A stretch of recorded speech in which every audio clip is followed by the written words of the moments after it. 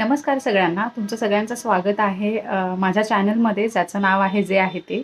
इथे आपण बऱ्याचशा गोष्टी अशा आहेत ज्या आपल्या ज्या जीवनात घडतात किंवा जे आपण रोजचे प्रत्येक गोष्टीला सामोरे जातो आणि नॉर्मल माणसाच्या आयुष्यात ह्या गोष्टी घडतातच.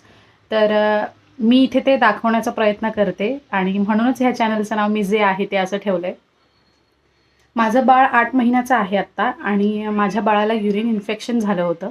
तर त्याच्या रिलेटेड आज मी सगळं बोलणार आहे, जे की डॉक्टरांनी कोणते प्रिकॉशन्स घ्यायला सांगितले आहेत किंवा काही गोष्टी कशा सांभाळायच्या आपण, हे सगळं आज आपण ह्या व्हिडिओमध्ये बघणार आहोत.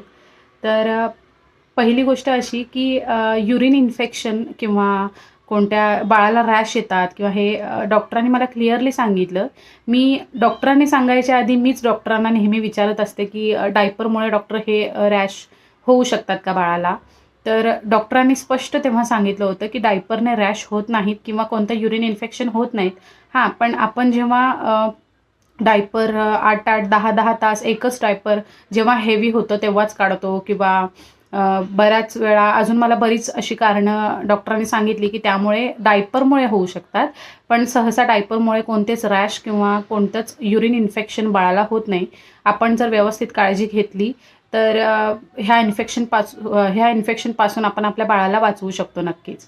तर आपण आता बघूयात की त्याची कारणं काय आहेत, त्याचे सिम्पटम्स काय काय असतात आणि त्याची आपण काळजी कोणत्या प्रकारे घेऊ शकतो. तर पहिला मुद्दा असा, जर बाळाला इन्फेक्शन आतून असेल तर डॉक्टर त्यासाठी सोनोग्राफी आपल्याला सांगतातच.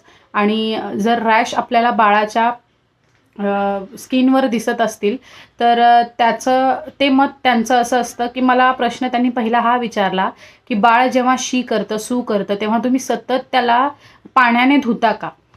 धुवून घेता का? स्वच्छ करता का पाण्याने? तर मी तसंच करत होते. ॲक्च्युली ती माझी चूक झाली एक, आणि हे मला माहीत नव्हतं की सारखं पाण्याने धुतल्यावर बाळाला हा त्रास होऊ शकतो. तर ही माझ्याकडनं एक मोठी चूक झाली होती आणि माझं बाळ या त्रासातून इतकं जात होतं. तर डॉक्टरांनी मला क्लिअरली सांगितलं की हे आपण जे करतो की सतत पाण्याने धुवायचं, तर ही गोष्ट चांगली नाही, कारण पाण्याने स्किन अजून ड्राय पडते आणि तिकडे रॅश उठायला सुरुवात होते. आणि पाणी सहसा जास्त बाळाच्या स्किनला वापरायचं नाही. फक्त अंघोळ करताना बाळाला स्वच्छ करायचं आणि बाळाला साबण लावून व्यवस्थित ती जागा स्वच्छ करायची. तर दुसरा मुद्दा असा की बाळाला जेव्हा रॅश उठतात तर डायपर आपण जर जास्त काळ एकच डायपर घालून ठेवत असू बाळाला, तर त्याचे इन्फेक्शन व्हायचे चान्सेस असतात. आणि हा बदललाच गेला पाहिजे बाळाच्या टायमिंगनुसार, म्हणजे डायपर घातलंय त्या टायमिंगनुसार. तर ते मी करतच होते आणि रॅश क्रीमसुद्धा लावत होते. पण बऱ्याचदा माझी चूक अशी झाली की मी बाळाला सतत पाण्याने शी सू केल्यावर धुवायचे, त्यामुळे हा त्रास बाळाला झाला होता. हे तुमच्या बाळाच्या बाबतीत तुम्ही करू नका, कारण मी ही चूक केली आणि मला त्याचा खूप आता पश्चाताप होतोय की मी माझ्या बाळाला स्वतः एका त्रासात ढकलल्यासारखं मला वाटत होतं. पण नंतर असं झालं की बरीच आपण हे सगळं जेव्हा इतरांशी शेअर करतो तर ती माणसं आपल्याला सांत्वन करण्यापेक्षा आपल्याला जास्त दोष देतात. तू हे करू नको, ते करू नको, असं नको, तसं नको. ह्या सगळ्या गोष्टी मी डॉक्टरांकडे क्लिअर केल्यात. डॉक्टरांनी मला क्लिअरली सांगितलं, अशा माणसांच्या मागे लागत बसू नका. कारण आपण का आपल्या बाळाला मुद्दाम कुठल्या त्रासात टाकत नाही. कोणतीच आई आपल्या बाळाला त्रासात बघू शकत नाही. आणि मी ह्या 2 दिवसात जे अद्वैताचं बघितलंय, तर त्यानुसार मला इतकं ॲक्च्युली तिचं ते किंचाळून रडणं किंवा ती कळवळून जे रडत होती की मला काहीतरी होतंय, पण मला कळत नव्हतं. मला पण त्या गोष्टींचा खूप त्रास होत होता. पण आई होती, पप्पा होते, त्यामुळे मला नाही म्हटलं. रडायला पण येत होतं, कारण ती स्वतः इतकं अशी रडत होती की मला माझं मन कंट्रोल करता आलं नाही. आणि त्यामुळे आम्हाला सगळ्यांनाच खूप त्रास झाला आणि अद्वैताला तर जास्तच, कारण ती रात्र झोपायची नाही. कारण तिला युरिन पास झाल्यावर इतकं तिला सेन्सेशन तिथे, म्हणजे जळजळ व्हायची इतकी की ती म्हणजे लिटरली अशी ती किंचाळून किंचाळून रडायची. तर मला कळत नव्हतं. मग तेव्हा जेव्हा मी नोटीस केलं की ती युरिन पास केल्यावर रडते, तर म्हटलं हिला आपल्याला डॉक्टरांकडे नेलं पाहिजे, कारण आत्ता जास्त घरी बसण्यात अर्थ नाही. डॉक्टरांकडे नेल्यावर युरिन रुटीन पहिला टेस्ट केली आणि युरिन रुटीन केल्यावर त्यामध्ये थोड्याशा पस सेल दाखवल्या आणि पस सेल दाखवल्या. मग डॉक्टरांकडे मी हा रिपोर्ट जेव्हा दाखवला, तर डॉक्टर म्हटले की आपण आत्ता सोनोग्राफी करावी लागेल आणि युरिन कल्चर टेस्ट येते ती आपल्याला करावी लागेल. युरिन कल्चर टेस्ट ही यासाठी केली जाते की त्यावर जसजसे बॅक्टेरियाची ग्रोथ होते, कोणत्या बॅक्टेरिया तिथे अवेलेबल आहेत, त्या बॅक्टेरियांवर औषध डॉक्टर देतात, अँटीबायोटिक्स देतात आणि त्यावरती ट्रीटमेंट केली जाते. म्हणून युरिन कल्चर केलं जातं. जसं की मी लॅब टेक्निशियन आहे, सो त्यामुळे मला हे थोडंसं माहीत आहे, ह्याचा बॅकग्राऊंड कसा असतो, काय असतो, टेस्ट कोणत्या कशासाठी केल्या जातात. तर त्यामुळे मला कळायला होतं की थोडंफार इन्फेक्शन असणार आणि इन्फेक्शन होतं बाळाला, नाही असं नाही. पण जेव्हा मी किडनी स्पेशालिस्टकडे सोनोग्राफीचा रिपोर्ट घेऊन गेले, तर ॲक्च्युली डॉक्टरांनी सजेस्ट केलं होतं की तुम्ही किडनी स्पेशालिस्टकडे जा आणि हे रिपोर्ट्स त्यांना दाखवा. तर जेव्हा मी त्यांच्याकडे घेऊन गेली ते रिपोर्ट्स, तर डॉक्टर म्हटले की सोनोग्राफी केली ती चांगलीच गोष्ट आहे, कारण 1 वर्षाच्या आतील बाळाला सोनोग्राफी करावी लागते. कारण जन्मतः बाळाचं जे पोटात वाढ झालेली असते, तर ते आतून स्ट्रक्चर कसं आहे हे सगळं सोनोग्राफीमध्ये बघितलं जातं, म्हणून सोनोग्राफी केली जाते.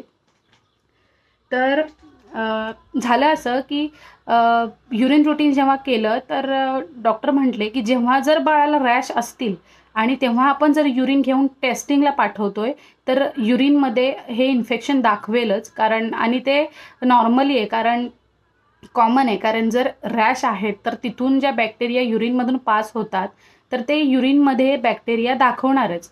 म्हणून हा रिपोर्ट्स असे येतात. रिपोर्ट्स कधी करायचे?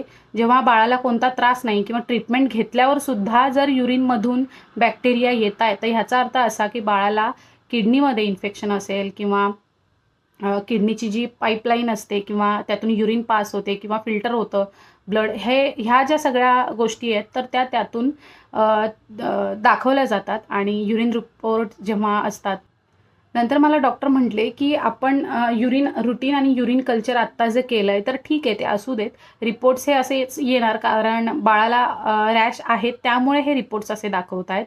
जर रॅश नसताना युरिन टेस्ट केली आणि जर बॅक्टेरिया आपल्याला दाखवले, इन्फेक्शन दाखवलं, तर समजायचं की आपल्याला पुढची ज्या प्रोसेस किंवा टेस्ट असतात त्या कराव्या लागतात.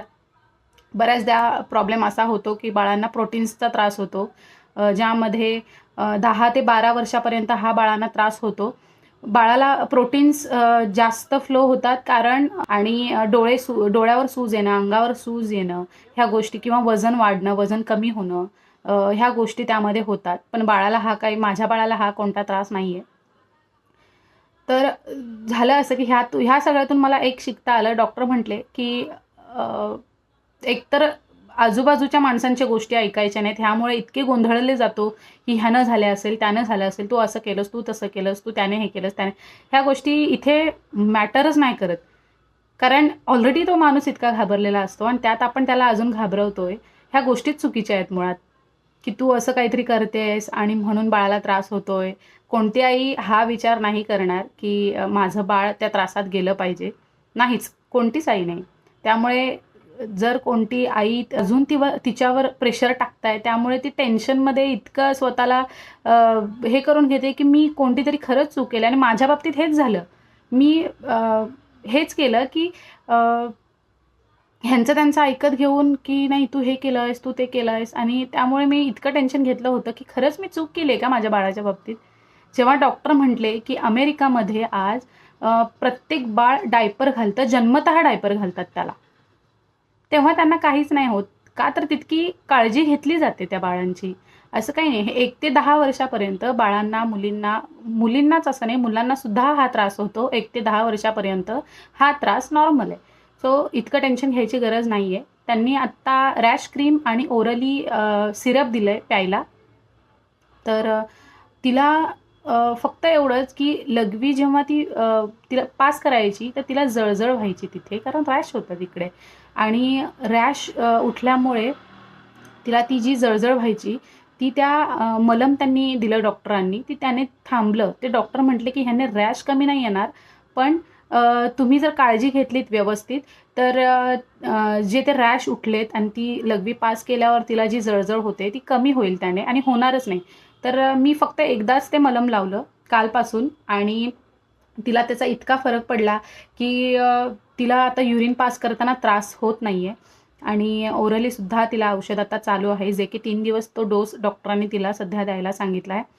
आणि ह्या गोष्टी तर होतात. आणि दुसरं कारण असं की जेव्हा बाळाला अजून त्यांनी सांगितलं की बाळाला वाईप्ससुद्धा जास्त वापरायच्या नाहीत, कारण त्यात जास्त असतं, अल्कोहोल असतं, त्यामुळे ते बाळाच्या स्किनला त्रास देऊ शकतात. तर मी ज्या वाईप्स वापरते ते वॉटर बेस्ड आहेत आणि मी तेच बाळाला वापरते. पण तेही मी हल्ली नाहीच, कारण मी तिला सू केल्यावर पाण्याने धुवायचे, त्यामुळे ती चूक मला आता माझी कळली आहे की तिला सारखं पाण्याने नाही धुतलं पाहिजे. तर आत्ता मी असं करते की कोमट पाण्याने कपडा भिजवून तो फक्त पुसून काढायचं आणि फक्त अंघोळ करतानाच तिला मी पाणी वापरते. तर ह्या सगळ्या जर गोष्टी तुमच्या बाबतीत जर होत असतील तर जास्त काही काळजी करण्यासारखं नाही आहे. फक्त बाळाची काळजी घेणं महत्त्वाचं आहे आणि आजूबाजूच्या गोष्टी ऐकायच्या नाहीत. ह्या गोष्टी जर केल्यात तर तुम्हाला तुमचं आई पण स्वतःचं चांगलं जगता येईल असं मला वाटतं. कारण बऱ्याच स्त्रिया अशा आहेत ज्या त्यांच्या पहिल्या डिलिव्हरीमध्ये त्यांना काहीच माहिती नसतं, बाळाच्या बाबतीत सगळंच नवीन असतं. कारण एक आईसुद्धा त्यातून घडत असते आणि बाळसुद्धा त्यातून एक घडत असतं आणि दोघांसाठी त्या नवीन गोष्टी असतात. शिकता शिकता इतके अनुभव येतात त्या आईला की पुढे जाऊन त्या बाळाच्या बाबतीत खूप फायदेशीर ठरतात असं मला वाटतं. कारण आपल्या आईवडिलांनी ह्या सुखसुविधा पहिल्या नव्हत्या, डायपर किंवा वाईप्स किंवा अजून काही ज्या गोष्टी बाळांच्या असतील. पण पूर्वी जेव्हा लोकांनी डॉक्टरांनी 2-3 मुद्दे असे सांगितले की जेव्हा तुमची स्किन ड्राय पडते तेव्हा तुम्ही सारखं ते पाण्याने धुवत बसता का? तर तेव्हा मला असं झालं की नाही, बरोबर म्हणतायत, कारण मॉइश्चरायझर आपण लावतोच. तर बाळाला आपण जेव्हा सू केल्यावर सारखं नॉर्मली केल्यावर आपण पाण्याने धुतो, तर तेव्हा पाणी सारखं बाळाला लावायचं नाही अंगाला, कारण त्यामुळे स्किन इतकी ड्राय पडते की आपल्याला ते कळूनसुद्धा येत नाही आणि आपण विचार करत बसतो की हे बाळाला स्किनला काय झालं आहे. डॉक्टर म्हटले की पाणी जास्त वापरायचं नाही, त्यावर जर मॉइश्चरायझर लावलंच नाही तर बरोबर आहे की तिथे रॅश होणारच होणार. आणि त्यामुळे त्यांनी मला आता एक रॅश क्रीम दिलेली आहे, जी की रॅश उठलेत म्हणून. आणि जी नॉर्मली आपण डायपर घालायच्या आधी जी क्रीम लावतो ती वेगळी आहे, कारण दोन्हीचे कंटेंट वेगळे आहेत. आणि ही क्रीम लावूनच तिला 3 दिवसाचा डोस आहे आणि ही क्रीम लावूनच तिला डायपर घालायचं. दिवसातून 8 ते 10 वेळा मला ती क्रीम लावायला सांगितली आहे आणि ओरली जे औषध तिला प्यायला दिलं आहे ते तिला 2 टाईम पाजायचं आहे. 3 दिवसाचा डोस फक्त डॉक्टरांनी कंप्लीट करायला सांगितला आहे आणि त्यानंतर ते म्हटले की गुरुवारी येऊन मला भेटा. आणि कारण फॉलोअपसाठी जाणं पण गरजेचं आहे. आपण बऱ्याचदा काय करतो की डॉक्टर आपल्याला जेव्हा पुढच्या प्रोसेस सांगतात की बाळाचा रिपोर्टमध्ये इन्फेक्शन दाखवते, तर तुम्ही पुढच्या गोष्टी किंवा पुढच्या ज्या टेस्ट आहेत त्या तुम्हाला करायला पाहिजेत. तर ह्या बाळाच्या बाबतीत तरी कोणतीच हलगर्जीपणा कोणीच करू नये, कारण नंतर ज्या गोष्टी आपण फेस करू शकत नाही त्या आत्ताच आपण त्याचं निवारण केलेलं बरं मला असं वाटतं. कारण हेल्थच्या बाबतीत कुणीच कसलाच हलगर्जीपणा करू नये. आणि बाळाच्या तर नाहीच नाही, कारण ऑलरेडी बाळाला बोलता येत नसतं आणि काय होतंय हे आपल्यालाही कळत नसतं. म्हणून इथे आपला अंदाज मांडण्यात खरंच खूप चुकीची गोष्ट आहे ती. आणि मी हे बाळाच्या बाबतीत मी करतच बसत नाही. डॉक्टर सांगेल ते करे. आपल्याला ह्याचा अंदाज येतोच की डॉक्टर आपल्याला एक्स्ट्रा काहीतरी सांगतायत आणि ते बाळाला होत नसेल, आणि ह्या सगळ्याचा अंदाज घेऊनच आपणही आपल्या परीने तिकडे विचार करायचा ह्या सगळ्या गोष्टींचा. असं काही नाही की डॉक्टर सांगतायत तसं आंधळ्यापणाने आपण त्या गोष्टी फॉलो करायच्या, असं नाही. मी असं नाही करत. ज्या गोष्टी ह्या बॅकग्राऊंडमधून मी आली आहे त्यामुळे मला माहीत आहे की काय करायला पाहिजे काय नाही. फक्त एवढंच की चुका सगळ्यांकडनं होतात आणि माझ्याकडनं पण चूक झाली आणि ती मी मान्यसुद्धा केली डॉक्टरांकडे. डॉक्टर म्हटले की ही चूक नाही करायची, कारण बाळ हे त्याला बोलता येत नसतं आणि लहान असतं, त्यांची स्किन सेन्सिटिव्ह असते. सारखा आपण पाण्याचा वापर करू नये हे त्याने मला 1000 वेळा सांगितलं असेल आणि ते इतकं माझ्या डोक्यात बसलं आहे. म्हणून त्यामुळे माझ्या ते आता सारखं तुमच्याशी बोलतानासुद्धा मला पाण्याचं सारखं ते बाहेर येतं आहे की सांगावं तुम्हाला असं. आणि ह्या गोष्टींची तुम्ही काळजी घ्या. आणि फक्त एवढंच की बाळाला जर हा त्रास होत असेल तर नक्की डॉक्टरांकडे जा. बाळांना बऱ्याच जन्मतः हा त्रास असतो. मी तर काहींना असं पण बघितलं आहे, बऱ्याच अशा लेडीज आहेत की त्यांनी त्यांच्या मुलांना जेव्हा हा त्रास झाला तेव्हा डॉक्टरांकडे नेलं, तर सोनोग्राफीमध्ये आलं की स्ट्रक्चर आतमधले नाही आहेत व्यवस्थित. ते जे घडलेच नाही आहेत, बनवलेलेच नाही आहेत व्यवस्थित. म्हणजे बाळ जेव्हा तयार होताना त्याचं स्ट्रक्चर व्यवस्थित झालेलं नाही आहे असं सोनोग्राफीमध्ये येतं. तेव्हा त्यांना ऑपरेशन्स वगैरे सांगतात. मग डॉक्टर जेव्हा सोनोग्राफी सांगतो तर आपण ती केलीच पाहिजे, कारण आतमध्ये जर स्ट्रक्चरच व्यवस्थित नसेल तर वारंवार हा त्रास बाळाला होतच राहील आणि आपण त्याच गोष्टींना सारखे खेचले जाऊ त्या गोष्टींकडे. सो एकदाच काय तो, आणि आपल्याही मनात खूप शंका येतात, तर त्या सगळ्या शंका आपण टेस्ट थ्रू आपण क्लिअर करू शकतो. आणि बाकी कोणता ह्या गोष्टींसाठी दुसरा कोणता इथे उपायच नाही आहे, कारण टेस्ट केल्यावरच कळतं की बाळाला हा त्रास नसेल असेल. शंका जिथे असतील तर त्याचं निवारण झालंच पाहिजे असं मला वाटतं. म्हणून मी कोणताच हलगर्जीपणा न करता बाळाला पहिला डॉक्टरांनी सांगितल्याबरोबर त्या प्रोसेस सगळ्या केल्या, टेस्ट वगैरे हे. त्याने बाळाचे आज रिपोर्ट माझ्या नॉर्मल आहेत आणि बाळही खूप छान आहे. बाळाला कोणताच आता त्रास नाही आहे. तर ह्या सगळ्या जर गोष्टी तुमच्या बाबतीत घडत असतील तर तुम्हीसुद्धा तुमच्या परीने विचार करा इतरांचा ऐकण्यापेक्षा. कारण बाळ आणि आई हे दोघे इतके कनेक्ट असतात एकमेकांशी की त्यांना दोघांनाच कळतं की एकमेकांच्या फिलिंग्स असतात त्या बाळाला आईच्या कळतात आणि आईला बाळाच्या कळतात. त्यामुळे तुम्ही एकटे काय असाल ते त्याचा निर्णय घ्या आणि बाळाची तुमच्या नक्की काळजी घ्या. आणि हे जे मी माझा एक्सपिरियन्स जो तुमच्याशी शेअर केला आहे तो तुमच्या जीवनात जर घडला असेल तर मलासुद्धा नक्की सांगा. मलाही माझ्या चुका अजून काही असतील त्या कळतील. आणि माझ्या व्हिडिओज जर आवडत असतील तर माझ्या चॅनलला नक्की सबस्क्राईब करा आणि शेअर करा. आणि जर हा त्रास कोणाला असेल किंवा काय तर ही व्हिडिओ तुमच्या रिलेटिव्ज सोबत नक्की शेअर करा. त्यांना ह्या व्हिडिओचा खूप फायदा होईल. आणि माझ्या चॅनलला नक्की सब